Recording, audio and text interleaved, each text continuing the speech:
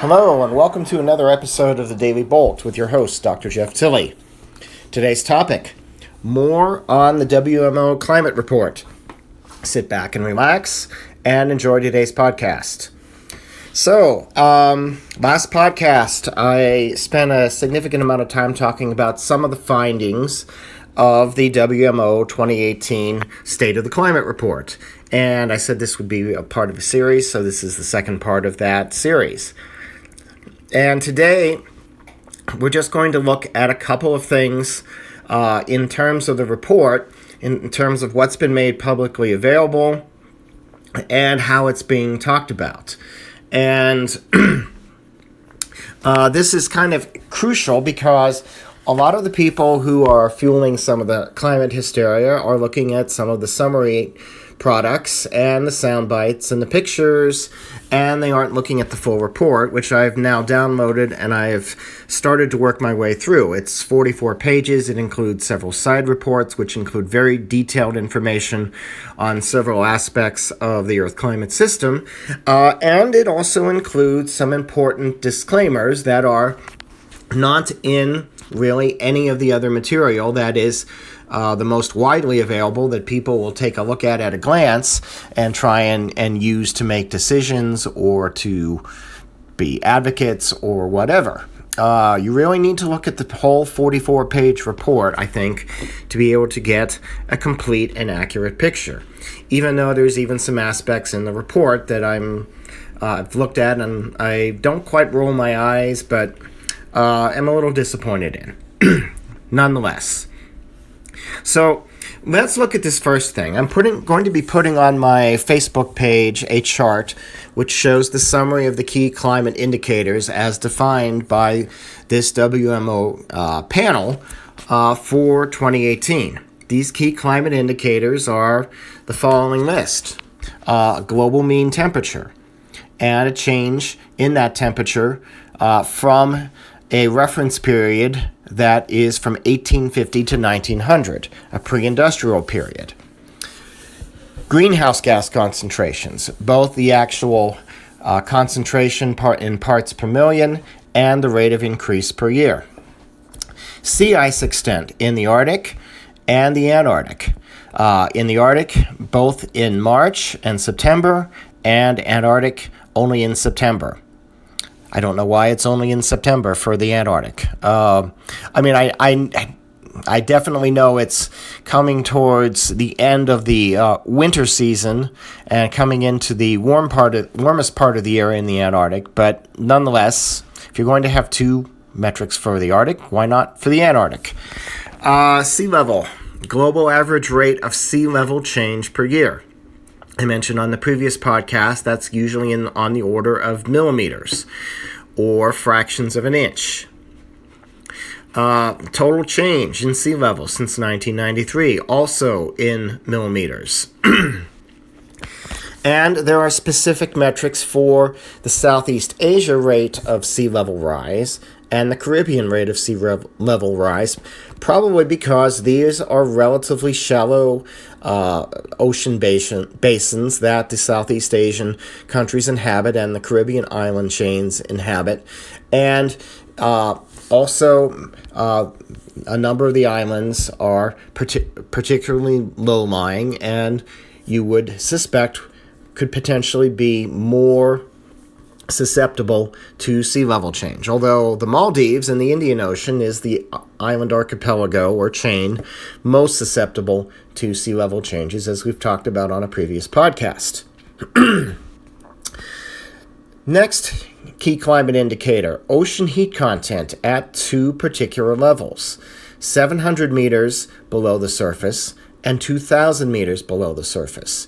So here we're actually looking at deeper water ocean heat content, which is interesting. Not the surface content, which has been so much touted in terms of its potential impacts on extreme weather, tropical storms, sea level rise itself, etc., etc., etc. I'm going to be digging into this one a little bit more to see why they're going so deep, I'm assuming there's an assumption that if you're seeing a significant increase at lower levels, you're seeing it at upper levels. And that makes a certain degree of sense, but it's not quite as easily straightforward as you might think because of this layer of very strong temperature change, strong salinity change in the ocean, makes the ocean layer very stable. It's called the thermocline that separates the surface waters, the near surface waters, maybe the highest 100 meters or so, from the rest of the ocean. And it would be interesting to see a change in the depth of the thermocline or the other characteristics of the thermocline, and yet they seem to be perhaps jumping past that, although there are instances where the thermocline can certainly extend down to 700 meters. More on that in a future podcast. And finally, ocean acidification, which I talked about a little bit on the last podcast. And the fact is, here, the problem with this, using this as a key climate indicator at all, is that it's basically based on a handful of stations, literally. The oceans are huge. Using a handful of stations to measure this and then calling it a key climate indicator, well, the sample size is too small. I'm sorry. They need to have a better database for this before they start touting it in reports. Let's come back to some of the other indicators that I talked about. And I mentioned that the mean global temperature, has some red flags of its own. And mostly because they're looking at the change from this pre-industrial period. Now, one can be extremely skeptical and say that, okay, even though there are other reference periods that they look at and that they discuss in the report, actually, the full report, the focus on this one is mostly to serve a narrative that it is human industrial activity and fossil fuel consumption that is fueling the entirety of the current climate change, the current warming that has been observed. And there's a certain degree where it makes sense, and there's a certain degree where it does seem to be just serving a political narrative. The problem with using this period is that data was much sparser in most parts of the world. In the U.S., weather records only began to start to be kept during this period, and at not a huge network of stations. The big expansion in the network of stations has occurred in the 20th century. Now, the question is, how do you use this information? How do you use this comparison? How do you even do the comparison? The fairest way to do this comparison would be to degrade the analysis to only include the stations that existed in the 1850-1900 pre-industrial period. But that would limit the analysis to parts of the United States, parts of Europe, and a few other scattered stations worldwide.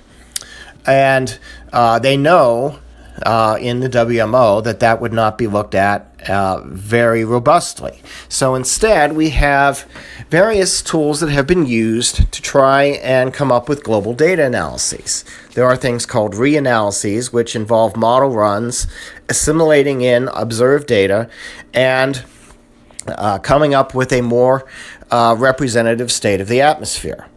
There's a problem here, though. The problem here, and I think I've mentioned this in a previous podcast, though it may have been a year or two ago, is that these assimilation models assume various spatial structures for how the data is taken in and how to make it into something that is coherent, it's representative. For an example, what I'm talking about here, you have a valley station 20 miles away from a mountain station, and there's 3,000 feet of elevation separating them. The trends probably will be similar between those two stations if you look at it on an average over a year or over 10 years. But there may be some differences. And the way that these assimilation models work is to effectively reconfigure the data in a way that it represents a larger scale structure. Okay, that's fine, except there are assumed functional forms for these larger scale structures based upon what we know about the atmosphere. They may or may not be entirely accurate for any given period, and they may not necessarily properly represent the larger scale structure that we extrapolate from the data poor period between 1850 and 1900. We use the same assimilation models to do the same thing. The problem is, are these structures, should they be the same? Should these functional forms be different? Nobody really knows.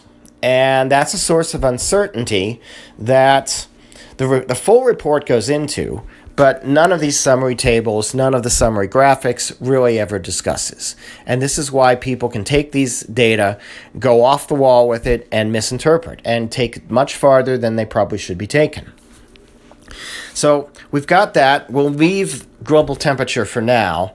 I think since we're already at the 11-minute mark for this podcast, I'm going to come back and hit some of the other climate indicators and some of the uncertainties that aren't being addressed very well in the summary statistics and reports that get put out, and you have to read the full report to get the full story in the next podcast. But for now, what we do know is that if you take this pre-industrial period, we've had a degree of warming of about 1 degree since the 1850-1900 pre-industrial period. There's other questions to raise as well. Is this climatically the best period to compare? Yes, it's convenient for looking at industrial effects, but what about natural climate oscillations? Things like volcanic eruptions, making perhaps a cooler period than it should have been. We know that some of those occurred. That's another statistic that you have to take with considerable grains of salt when you look at the details. And as I have said multiple times, the details matter. That's it for today's podcast. I'm Dr. Jeff Tilley. This is the Daily Bolt. Have a good day wherever you are, and God bless.